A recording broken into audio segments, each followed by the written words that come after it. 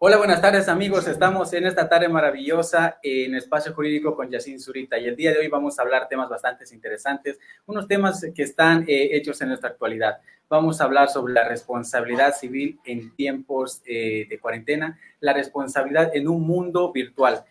Para este tema queremos que compartan muchas personas esta transmisión para que llegue esta información a muchos hogares, a muchas familias y para que a muchos profesionales también para que se enteren de este nuevo tema que está haciendo una revolución. Es un tema bastante actualizado y tenemos una persona bastante especializada para el día de hoy. También quiero aprovechar y mandar algunos saludos a aquellas personas que se conectan, que les está gustando el programa. La verdad, tenemos una bastante aceptación de las personas y de eso se trata. Este programa es para que tú conozcas tus derechos, para que tú sepas un poquito más del tema de lo jurídico y ampliemos un poquito más nuestra mente. Bueno. Muy buenas tardes, Yacine, y muy buenas tardes a todos quienes nos están en este momento compartiendo con nosotros este espacio. Realmente te agradezco y me siento muy honrado de participar en este programa que has desarrollado y te felicito por la iniciativa de llevar a la gente este espacio que permita que puedan conocer cuáles son o a dónde acudir cuando se sientan vulnerados sus derechos y saber un poco más de lo que les corresponde en cuanto a sus deberes, obligaciones y derechos. Me parece muy interesante y realmente te felicito por este emprendimiento. Muchas gracias, doctor. Y el día de hoy para nosotros es un privilegio tener en el programa Espacio Jurídico con Yacine Zurita, así como se llama. El día de hoy vamos a tocar un tema. Quiero que me explique un poquito sobre este tema que está haciendo una revolución, los desafíos de la responsabilidad civil en un mundo virtualizado. Yacine, el mundo ha cambiado y no es algo que nadie pueda en este momento tratar de ocultar. Y el mundo venía cambiando, venía desarrollándose un cambio vertiginoso en lo que atañe al aspecto tecnológico. Entonces, ese desarrollo tecnológico que venía realizando cambios sustanciales en el comportamiento de la sociedad. Pero nosotros no lo habíamos terminado de visualizar y sobre todo en los países en donde todavía veíamos ajena a esta situación, comenzamos a pensar que era una cuestión que en algún momento se tenía que presentar. Pero con todo este proceso que nos ha conllevado esta pandemia, nos vimos obligados a enfrentarnos a esta realidad que en un momento pensábamos que se encontraba en el futuro y no que era parte ya de nuestro presente. Este vertiginoso desarrollo tecnológico que realmente se ha vuelto en una constante de evolución que está sufriendo la humanidad, está generando enormes retos, muy grandes retos. Entre ellos, y yo creo que en lo que atañe al espacio jurídico, es crear un marco jurídico para poder trazar normas que permitan la convivencia pacífica de la sociedad con toda esta serie de tecnologías.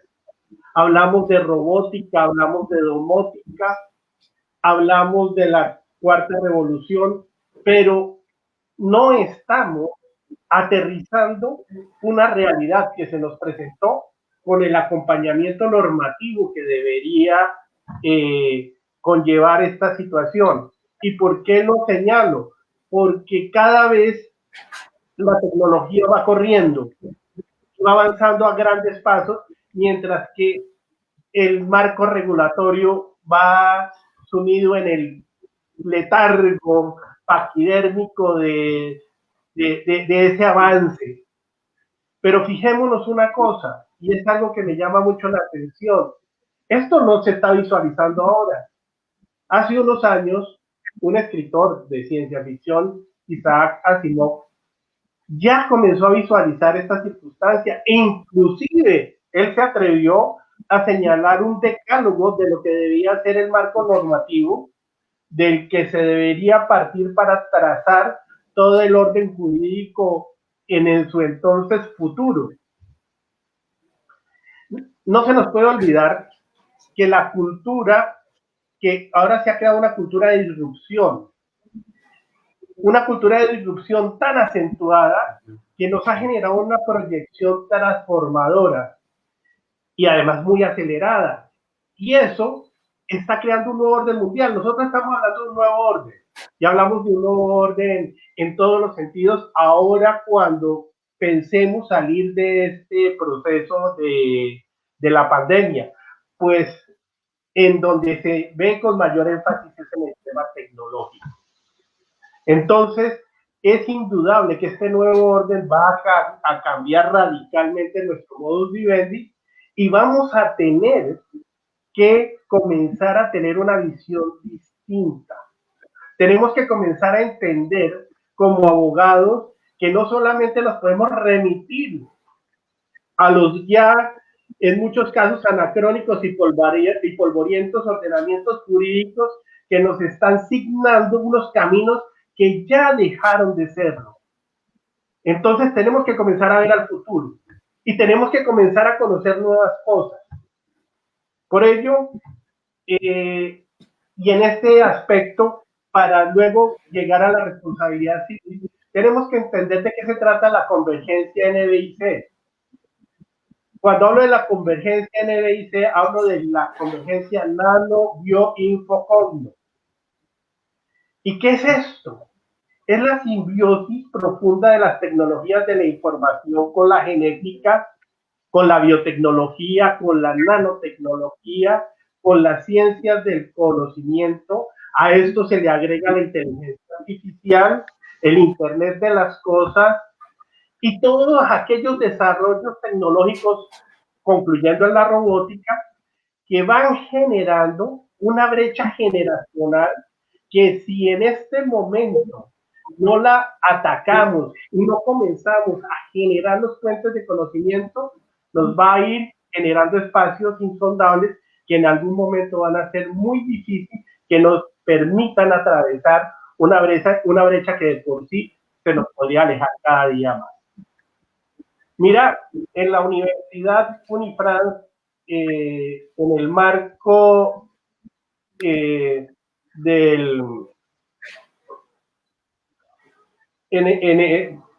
marco del congreso que se desarrolló ahorita hace 2 años, tal vez ya las fechas no la recuerdo bien, creo que eso ya es producto de la edad. Vino uno de los grandes expositores en este tema y creo que no tuvo el impacto que ha debido tener. Se trata de José Cordeiro, que escribió una obra que se llama La muerte de la muerte, junto con David William Wood. Y esta obra señala, y él nos lo expuso, tuve el placer de conocerlo y de hablar acerca de este tema, y él dice que la muerte es una opción a partir del año 2045, es decir, ya nos está hablando del tema de inmortalidad, que en este momento nos pueden parecer absurdos en algunos casos, nos pueden parecer muy traídos de los cabellos, pero la verdad es que de acuerdo a cómo va el proceso tecnológico, yo me atrevería a decir que comienzan a quedar dudas acerca de si realmente esto se va a lograr o no. Y él, en su exposición, demostró que existen varios avances que le permiten aseverar que el camino ya está tomando un norte que nos va a llevar a esta situación. Y como él decía en su exposición, lo único que nos toca es tener la paciencia, la suerte de llegar al 2045 para poder acceder a la inmortalidad. A mí me parece todavía una obra de ciencia ficción, como a muchos les parecía la robótica hace unos años atrás, de igual manera. Pero ese es el marco, y esto está trayendo una cantidad de relaciones jurídicas, de actos jurídicos y de negocios jurídicos en donde vamos a estar relacionándonos permanentemente y que van a generar responsabilidad. Y van a generar responsabilidad para una sociedad que cada día es más dependiente de ello. Por lo tanto, Yacine, en este momento no podemos descartar, ni siquiera podemos darle o atenuar la importancia que tiene la responsabilidad civil dentro de un mundo virtualizado, que de hecho no estamos todavía preparados. En el orbe no existen todavía marcos jurídicos regulatorios que nos permitan solventar esta situación, pero es una realidad que la tenemos ya. Y como la tenemos ya, tenemos que comenzar a actuar pronto.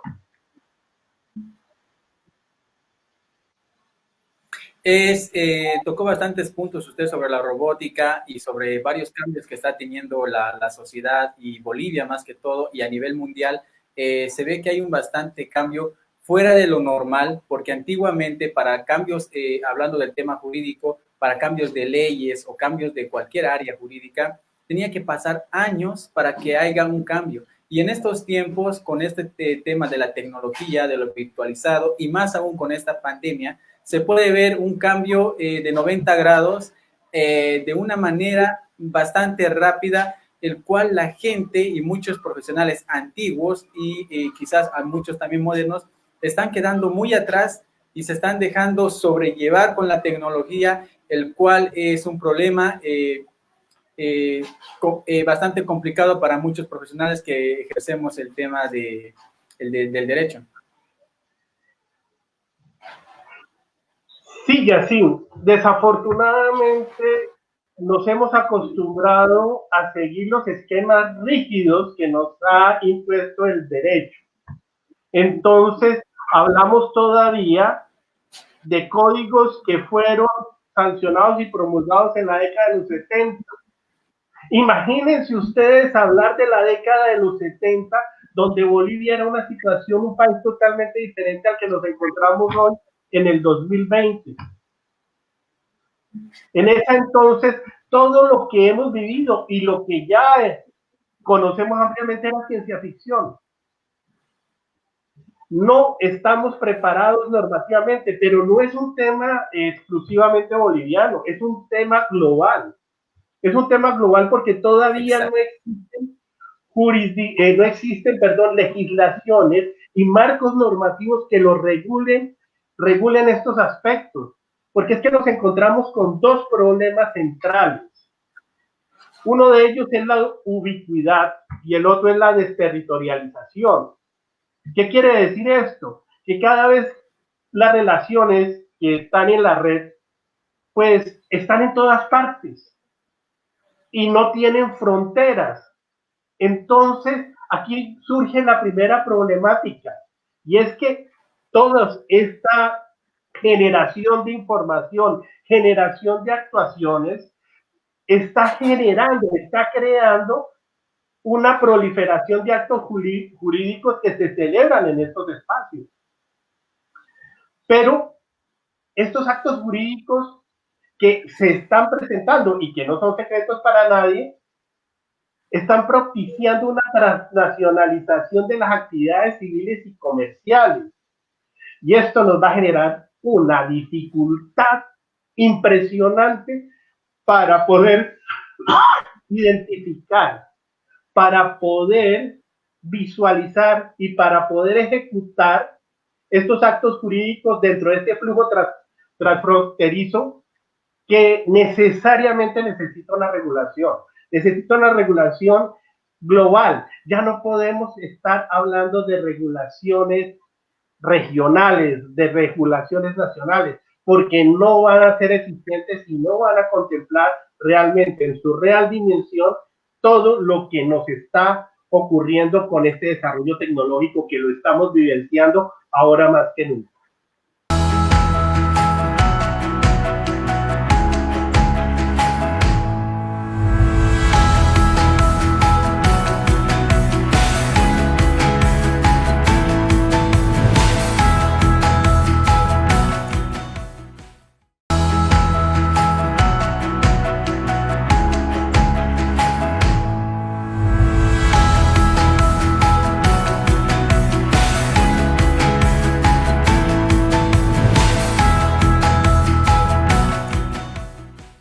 Tema de las redes, del internet, las empresas que se dedican a hacer que manejan las redes sociales, en fin, ¿no? Todo lo que es lo virtualizado.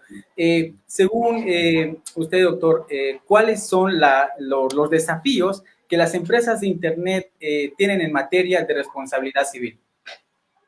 Mira, como lo mencioné anteriormente, el desafío es crear un marco regulatorio, y un marco regulatorio en donde entremos todos, quitamos todos y para todos haya una solución. Y ese desafío mayor está determinado por dos variables de las que hacía referencia hace un momento, de la ubicuidad y de la desterritorialización. Entonces, ¿qué es lo que necesitamos en este momento? Comenzar a generar un concierto global para identificar un marco normativo que opere para todas las naciones. Va a sonar algo utópico de pronto para algunos, pero yo les pregunto a ustedes, en este momento, las grandes empresas que manejan Internet, los gigantes del Internet, ¿en dónde están afincados? ¿Dónde están constituidos? Básicamente están constituidos o en Estados Unidos de Norteamérica o en China.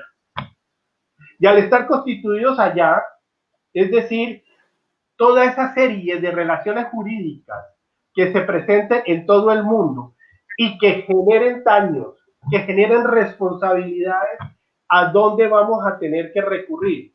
¿A los Estados Unidos? ¿A China?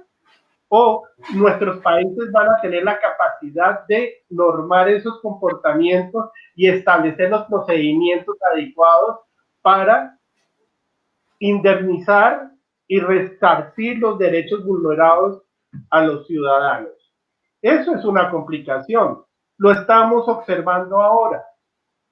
Existe una dictadura de la normatividad de origen en cuanto a los gigantes del Internet.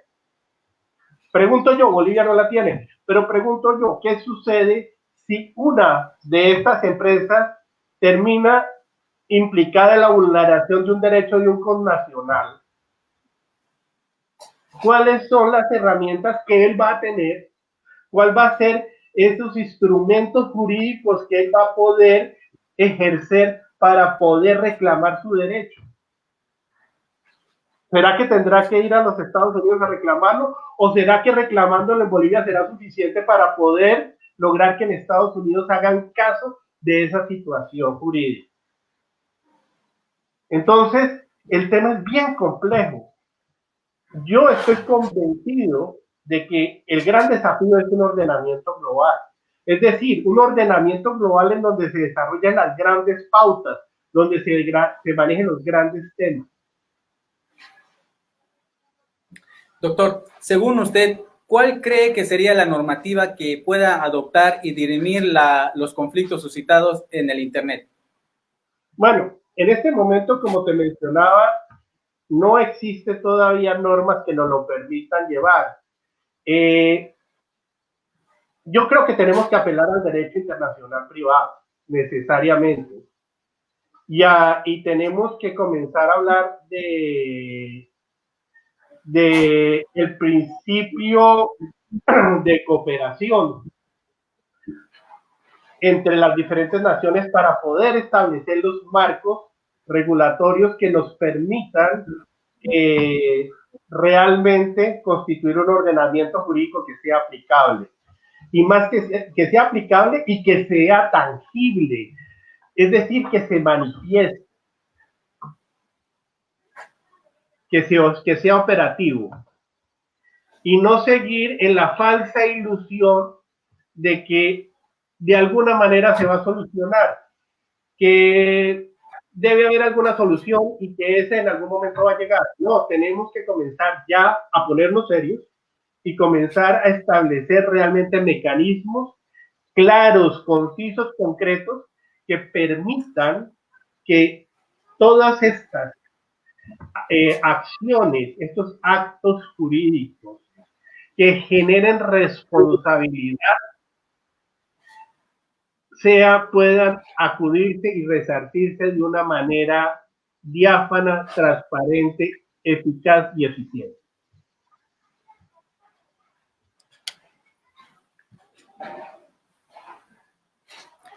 ¿Cuál cree que es el tratamiento que debe aplicar la responsabilidad civil contractual y cómo cree que se puede manifestar esto en el tema que estamos hablando? Bueno, Yacine, la responsabilidad civil contractual en este momento creo que es uno de los temas que más que tiene mayor presencia en nuestro espacio cibernético, en nuestro ciberespacio. ¿Por qué? Porque hoy en día cada vez estamos realizando mayor uso del Internet para realizar negocios, para realizar contratos, para realizar distintos actos y negocios jurídicos. Anteriormente, pues no tenía mayores complicaciones, porque estos espacios tenían una identidad física en donde se podía recurrir a ellos. Pues resulta que en el mundo virtual se presentan dos aristas que no podemos desconocer. Esas aristas contractuales son la referida a la información que es suministrada por la red.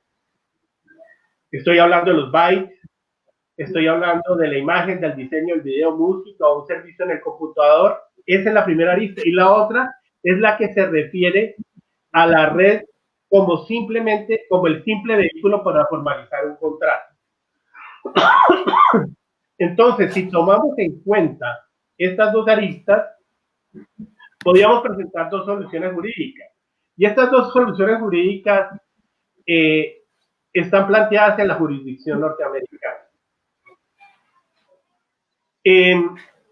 Una es que a la hora de establecer los elementos de conexión, el lugar donde se produce el daño o el lugar donde son visibles los efectos del daño se debe tomar para los efectos de reparación, o el lugar en donde son visibles los efectos, el lugar en donde se ha realizado el pacto, el contrato, el acuerdo, que esto estaría enmarcado dentro de una realidad virtual.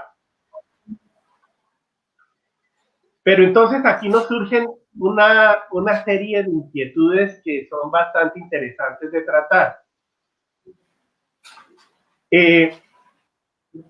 La ejecución y el cumplimiento del contrato tendrá lugar a través del medio, si la ejecución y el cumplimiento del contrato tiene lugar a través del medio virtual, por ejemplo, una descarga cualquiera en la red, bajar música, una película, etcétera. ¿Cómo lo vamos a definir si esto se genera un incumplimiento o genera un daño? ¿Cuál va a ser el factor de localización para identificar la jurisdicción a la que se tiene que recurrir? Porque si se trata simplemente de un vehículo, es mucho más fácil, porque en un vehículo simplemente nos va a servir como el puente o el canal para que el contrato se realice entre dos entidades que están plenamente definidas en ese mismo documento legal. Pero cuando no es así, entonces ahí vamos a tener que realmente comenzar a desarrollar una serie de precisiones para establecer las variables que van a gobernar estas situaciones y poder así construir un ordenamiento jurídico que nos permita realmente tener eficacia al momento de resarcir a la víctima cuando se ha presentado el daño. Esto es tu espacio jurídico y estamos conversando de desafíos de la responsabilidad civil en un mundo virtualizado. En esta tarde puedes participar tú con tus comentarios y puedes quizás sobresalir cualquier duda. Tenemos de invitado al doctor Luis Enrique Páez Andrade, él es decano de la Universidad Unifrance y estamos hablando sobre el tema del área civil en un mundo virtualizado. Doctor, ¿cuál cree usted que sería el tratamiento que se debe aplicar de la responsabilidad civil extracontractual? ¿Y cómo cree que se puede manifestar esto? Mira, Yacine, esta pregunta es muy interesante y además apasionante, porque en el terreno de la contractualidad las relaciones están claramente definidas, pero cuando hablamos de nuestra contractualidad, ya la irrupción y la disrupción de la tecnología nos pone a realmente a diseñar cosas que en algún momento hasta pueden escapársenos de nuestro entendimiento y van más ligadas a hasta dónde tenemos la capacidad de llegar a imaginar cómo pueden suceder las cosas. Actualmente la responsabilidad civil extracontractual está referida en dos líneas fundamentales, que son la protección de los datos personales y la protección a los derechos de la personalidad. Es decir, hablamos de la Big Data y hablamos de los derechos de la personalidad.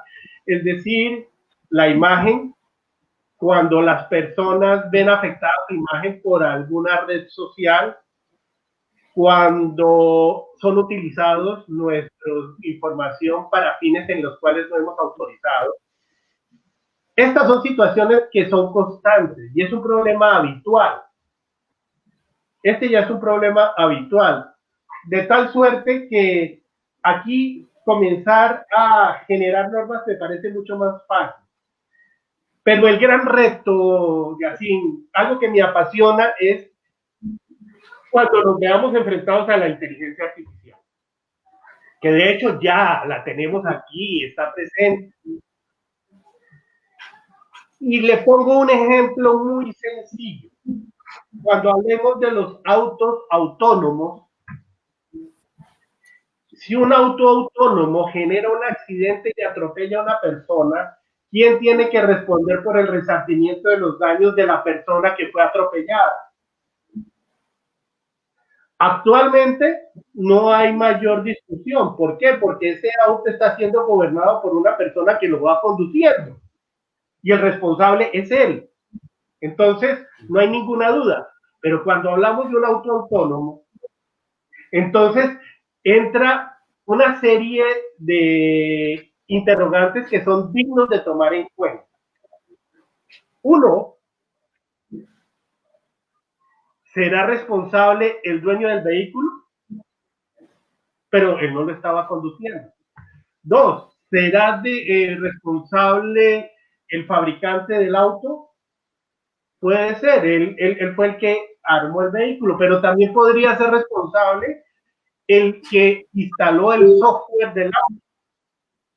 Entonces, si nosotros miramos, ya las relaciones jurídicas están cambiando totalmente y cada vez se van volviendo mucho más apasionantes. Le hablo de la domótica y del Internet de las cosas. ¿Qué sucede ahora cuando tenemos toda una red de interconexión de las máquinas? Que, por ejemplo, dentro de esta interconexión, el acondicionamiento de aire necesario para determinado producto se vea vulnerado por un error en la programación o por un error cualquiera en la prestación del servicio de Internet. ¿Quién es responsable? Fíjense, ya no estamos hablando de la responsabilidad de la persona como tal. Estamos hablando de la responsabilidad de un entorno que está gobernado y cada día más va a hacerlo, o va a ser mucho más fehaciente esta posición por la tecnología. Entonces, la responsabilidad civil extracontractual va a cambiar totalmente. Cuando nosotros nos concentramos en el concepto tradicional, que es el daño que se le ocasiona a un tercero y que por lo tanto tenemos el compromiso y la obligación de resarcir los daños que se le ocasionó, ahora se nos abre un espectro mucho más grande. Y ese espectro mucho más grande va a ser muy interesante de estudiarlo.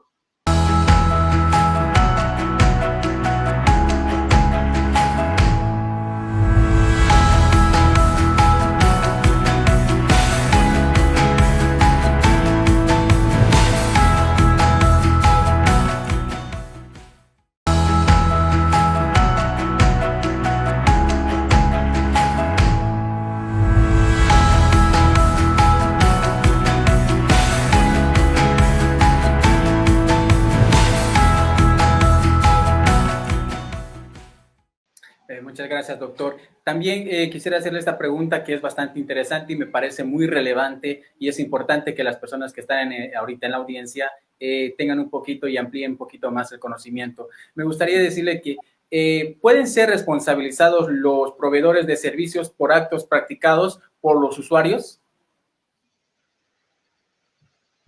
A ver, te digo, Yacine, poder ser responsabilizados, claro que pueden serlo, pero es que una cosa es el poder y el otro es lograr que sean responsables y que respondan. Es que esa es la gran diferencia. Yo les es decir, cuando se presentan conflictos, y lo mencionaba hace un rato, los gigantes de Internet, ¿qué es lo que hacen? Y vamos a hablar, por ejemplo, de una responsabilidad civil extracontractual en donde en una red se vulnera el derecho de una persona por su imagen, porque se discrimina o por religión o por color de piel o por ideología política, sí, por cualquier circunstancia que provoque esa discriminación. ¿Cuál es el proceso? El proceso se tendría que llevar a que esa situación sea resarcida y además que desaparezca el factor que la está generando. Pero ¿qué sucede hoy día?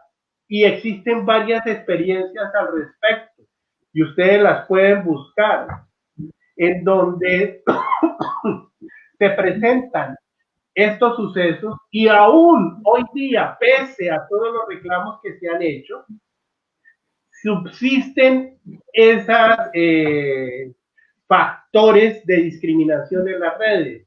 ¿Y qué es lo que mencionan los operadores? Que se produce por fallas técnicas y que una vez que puedan surgir esas fallas técnicas podrán solucionar el problema. Pero es que nosotros, por Dios, no podemos estar sujetos a ese tipo de justificaciones, que por una falla técnica no se pueda levantar un factor que está generándole un daño a una persona. Eso no puede ser, Yacine. Pero de hecho ocurre. Y ocurre porque no existe un marco jurídico que realmente demuestre la fuerza, el poder de la ley para evitar, para prevenir que esas situaciones se presenten. Lo dije al principio y lo reitero en este momento. Estamos gobernados por la dictadura de los operadores de Internet. Si usted mañana le publican un comentario desobligante en cualquiera de las redes sociales, primero, ¿cuáles son los mecanismos que usted tiene para que levanten esa información? Segundo, si el daño se causó, ¿a quién se lo podemos imputar? Tercero, y logramos que se pueda eliminar de la red esa información o no. Y hay varios casos. Ahorita no, les podría citar uno en el Brasil, en donde una persona fue en una red social, le hicieron un bullying cibernético, ciberespacial, por sus creencias religiosas. ¿Y qué pasó con esta persona? Ella demandó, primero, esto que en las redes comenzó tuvo un efecto dentro de todo su entorno social, en donde se propagó de la red a su ámbito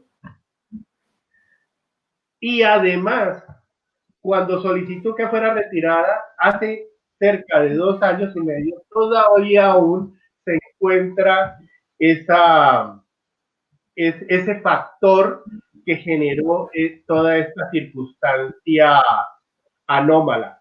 ¿Y por qué?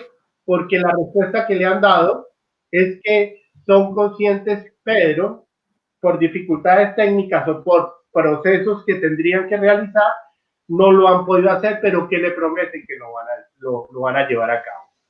Entonces, me parece que estamos manejando un tema en donde se ha concentrado gran parte de los estudiosos se han concentrado en la Big Data y en el impacto que esta tiene, que es definitivo en la protección de la personalidad, en la protección de la propiedad. Pero no nos podemos olvidar que también están los derechos de la personalidad y que ellos también deben tener soluciones normadas para que las personas que los sean víctimas de ellos no se vean afectadas indefinidamente por esta situación.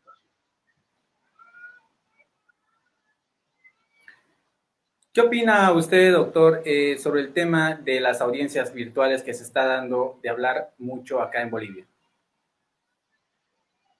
Y así, es el nuevo orden. Es el nuevo orden. Es decir, si esto, pregunta usted me lo hubiera hecho 2 años atrás, le hubiera dicho, no, pues suena bonito y eso de pronto algún día va a ocurrir. De hecho, ahora está ocurriendo. Esto va a contribuir enormemente a la descongestión y a la economía procesal, a la aceleración de los procesos. Y fundamentalmente, si la utilizamos bien, atacar la corrupción que nos agrede día a día al sistema jurídico boliviano. Si lo hacemos bien, esta sería una herramienta, Yacine, que no solamente lograría un desarrollo procedimental y operativo, sino atacaría de raíz uno de los principales problemas con los que cuentan las sociedades, no solamente latinoamericanas, sino alrededor del mundo, cuando tenemos sistemas judiciales viciados y corruptos.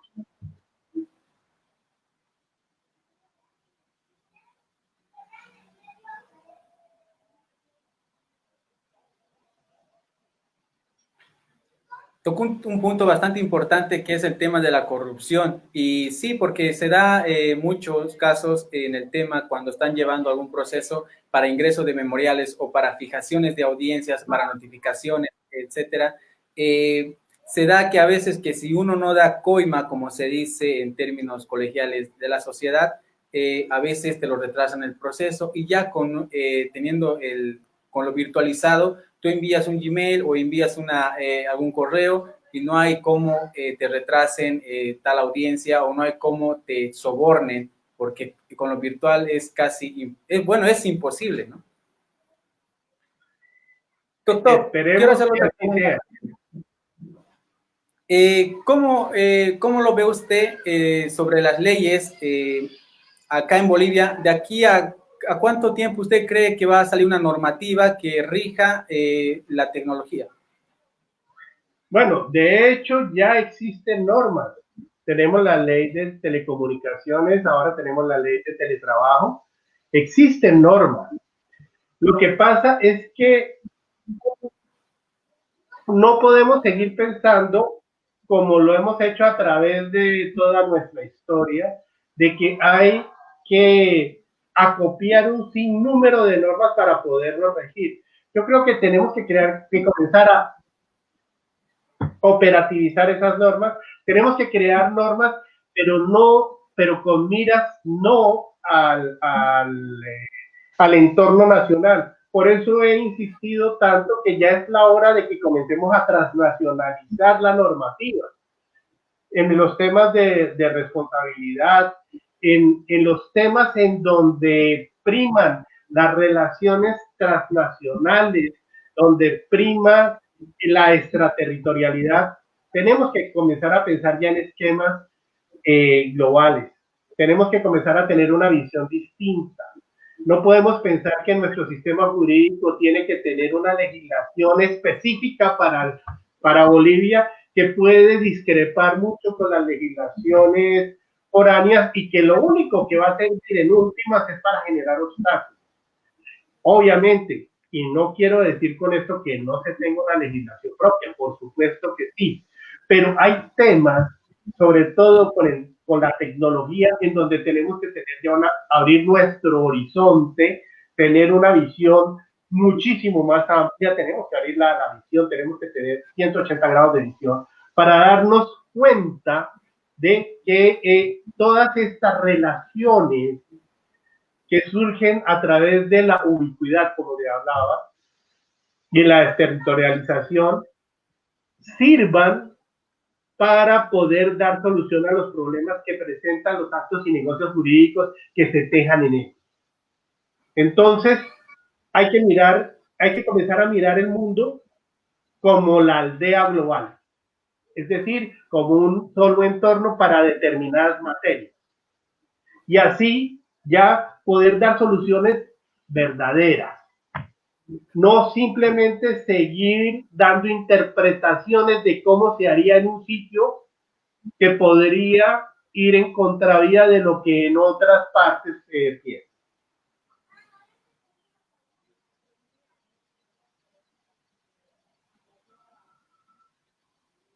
¿Cómo ve usted este cambio tan rotundo en lo virtualizado? Porque en un tiempo se decía que la tecnología, que el Internet no es muy bueno, al menos aquí en Bolivia todavía es un tabú para algunos papás que no dejan que los niños o que muchas empresas entren en la tecnología porque no trae nada bueno. Sin más en duda, hoy en día lo virtualizado está entrando con bastante fuerza en el área jurídica. ¿Cómo ve este cambio tan rotundo usted? Mira, Yacine, el que no cambia está condenado a desaparecer. El que no se ajusta a las circunstancias actuales está determinado a desaparecer. Y aquí te voy a hacer una referencia. En la universidad, una de las grandes preocupaciones es precisamente generar eso en nuestros estudiantes, la disrupción, que comiencen a plantearse cosas nuevas, que comiencen a visualizar nuevos escenarios, que comiencen a tener visión acerca de lo que es el futuro, dentro de lo que el futuro nos está ofreciendo y de lo que nosotros podemos aprovechar de ello. Fíjense una cosa, Yacine. Cuando nosotros hablamos de que el Internet es malo, cuando hablamos que nosotros de que el Internet es un peligro, eso depende de cómo lo estemos utilizando. Y si los padres tienen una preocupación con los hijos, la pregunta se deben hacer los padres: ¿estoy educando bien a mis hijos? Porque tengo que utilizar, si los estoy educando bien, los debería utilizar como herramientas que realmente les sirvan para su crecimiento. Pero es que la realidad es diferente. Y muchos de esos que critican, y tal vez otros no, que a niños de 3 o 4 o 5 años les entregan un teléfono para que jueguen, para que no los estén molestando mientras están desarrollando una actividad. Entonces, eso es una distorsión. Nosotros tenemos que educar a nuestros hijos para que entiendan el valor de las herramientas, no para que se conviertan en escape de nuestros problemas o de nuestros compromisos. Entonces, no podemos estar sujetos a esas circunstancias. Y le voy a poner ejemplos crudos. La pornografía ha existido antes y después de la Internet. Lo que ha cambiado es el medio. Entonces, todo depende de cómo estén formados y cuál sea la educación que los padres les den a los hijos para poder discernir acerca de si les conviene o no les conviene. Nosotros podemos citar miles de ejemplos con respecto a eso, pero lo que sí no podemos ocultar ni escondernos es que hoy en día, si nosotros no estamos alineados con el desarrollo tecnológico, no estamos desarrollados con los ciberavances, estamos condenados a desaparecer. Y tú mencionabas el derecho. En Ucrania ya existen jueces que son robots, es decir, que están gobernados por inteligencia artificial.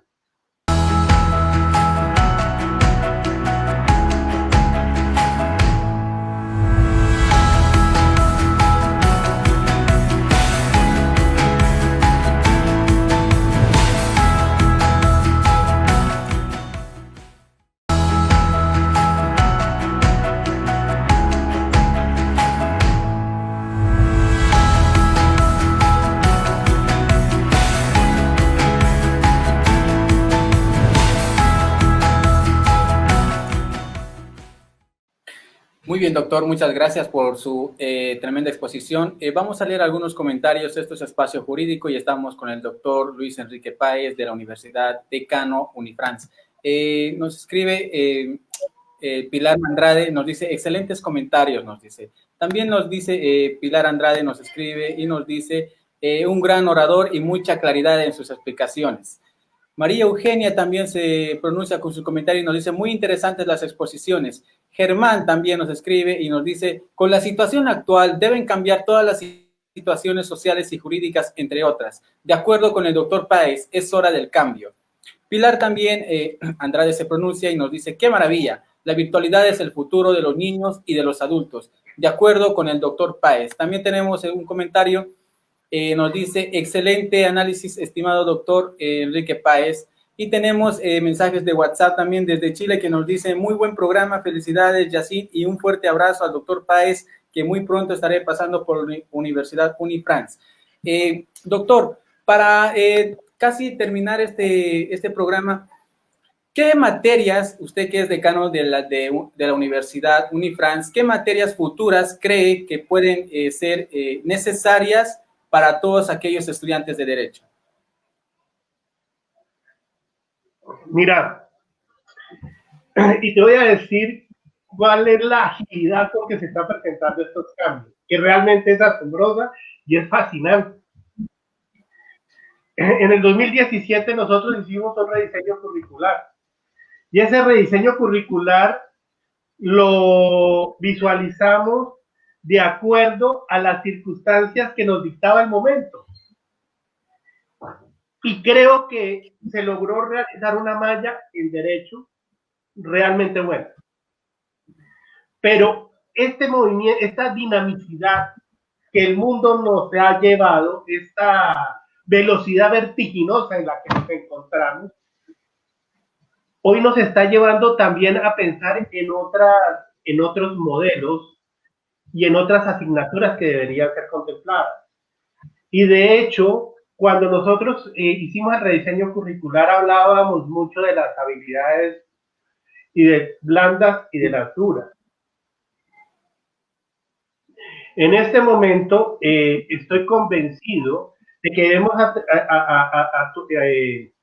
enfatizar en las competencias y habilidades blandas. Pensamiento crítico es uno de ellos.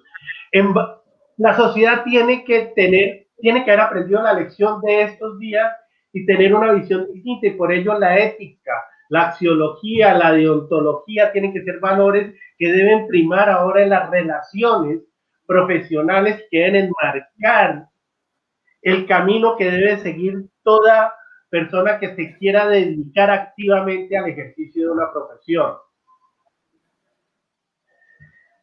Hay que generar disrupción, hay que generar innovación, hay que generar el atrevimiento para experimentar nuevas cosas. Y eso lo tenemos que ir centrando ahora en nuevas asignaturas. Pero en este momento la universidad lo está haciendo.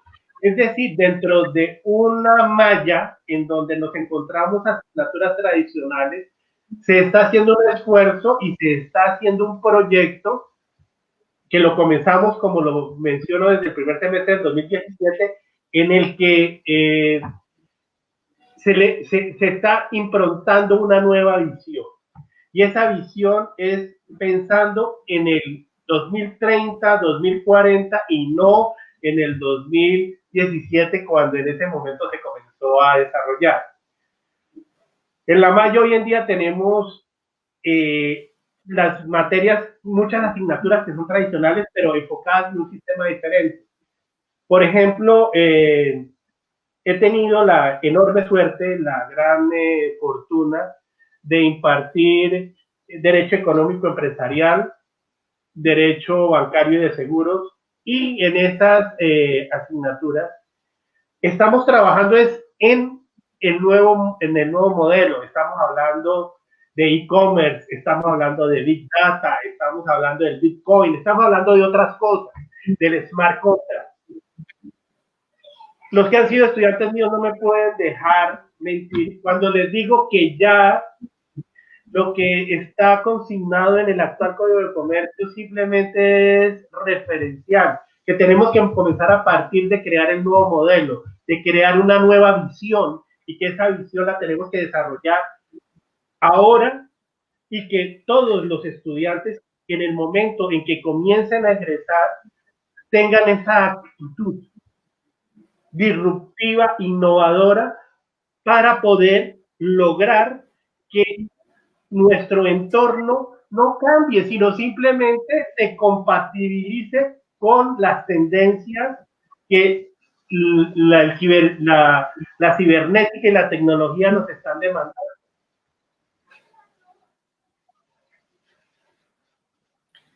¿Qué va a pasar con aquellos estudiantes que tienen una formación ya pasada, antigua, y qué materias cree usted que van a ser obsoletas? No es necesario que estén dentro de la malla de curricular. Mira, yo no te podría hablar de obsolescencia de asignaturas porque el conocimiento nunca podrá ser obsoleto. Lo que sí te puedo hablar es de actitudes.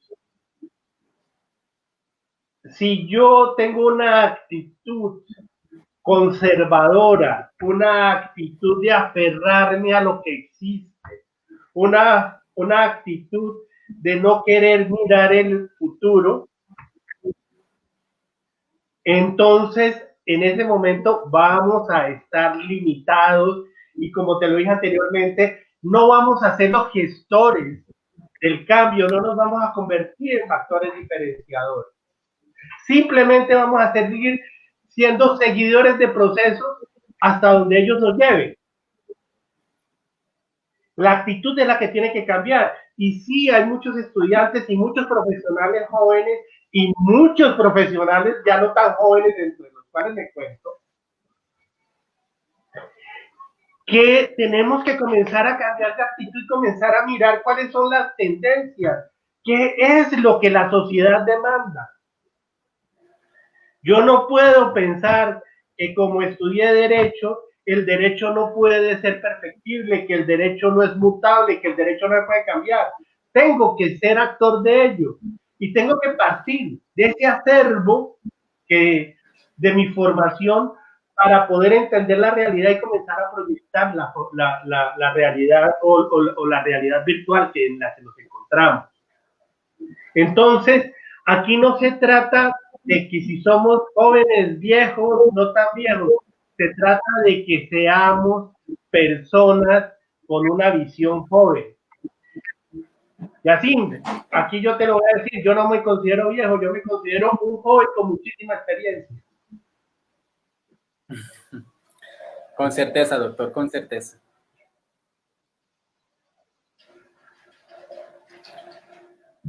Doctor, para cerrar esta entrevista, sus redes sociales y cómo podemos contactarnos con usted. Mira, Yacine, me pueden contactar a través de Facebook, me pueden contactar, estamos precisamente ahora desarrollando un proceso de creación de un nuevo espacio en redes que pronto lo vamos a lanzar, te lo daré a ti para que lo tengas tú la gentileza de hacerlo público. El Facebook es Luis Enrique Páez Andrade y otra forma que se pueden contactar conmigo es a través de mi WhatsApp. En este momento, si quieres, te lo doy. Mi teléfono es el 708-15103, en donde podré entregarles información si consideran que puedo ser un agente para ellos. Y también lograr absolver algunas dudas. Y así, yo me pongo al servicio de las personas en lo que les pueda yo colaborar, en lo que yo pueda serles de utilidad, pues me encantaría. El Código Internacional de Bolivia es 591, entonces si quieren comunicarse, 591-708-1503. Y ahí también les podré indicar cuáles son los espacios que vamos abriendo, porque en este momento nuestros lugares y nuestros canales tienen que ser aquí en la red, y por eso nuevamente te felicito por tu emprendimiento. Considero que eres de las personas que son factores de diferenciación, no de seguimiento. Muchas gracias, doctor, y pues agradecido con su tiempo, por sus palabras, y la verdad nos sacó muchas dudas de la cabeza, nos amplió un poquito más la visión, el pensamiento. Me siento muy, muy agradecido contigo. Te reitero mi felicitación y la verdad, gracias a ti, porque estas iniciativas tienen una honda huella y dejan una gran repercusión en la sociedad boliviana. Así es, y eso es este espacio jurídico para todas aquellas personas, para ampliar el conocimiento. Conoce tus derechos, que eso es lo que queremos. Hasta luego, doctor. Hasta otro programa. Muchas gracias. Hasta la próxima, Yacine. Un abrazo muy grande.